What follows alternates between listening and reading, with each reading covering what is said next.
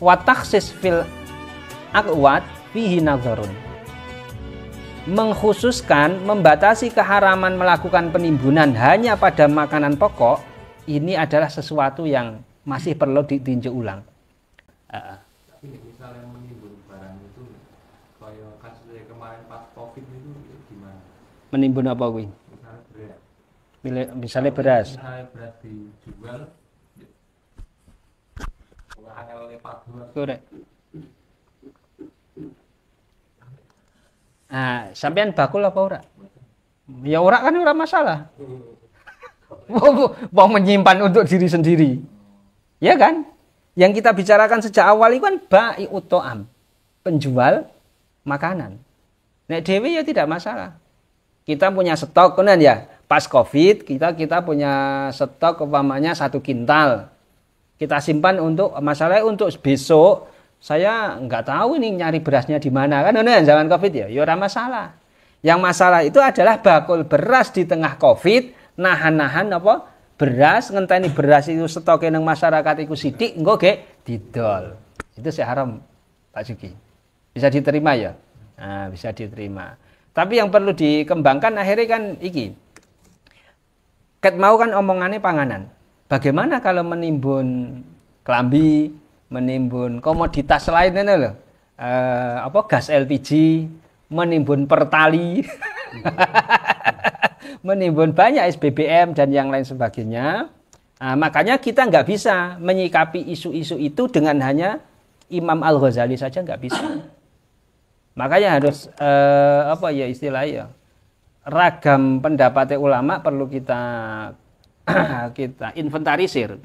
Contohnya di antaranya ini dalam mazhab Syafi'i ini ono yang namanya Imam Az-Zarkasi. Beliau dawuh begini, ngeritik Imam Al-Ghazali yang hanya memahami bahwa larangan menimbun itu hanya pada makanan saja.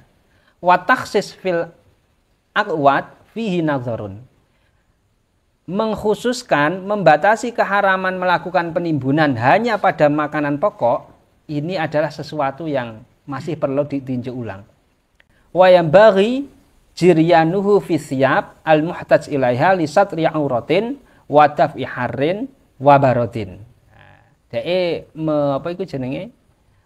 Beliau Imam Az-Zarkasi menyatakan hendaknya larangan menimbun itu juga berlaku untuk pakaian yang dibutuhkan seseorang untuk menutup aurat dan menolak panas maupun dingin.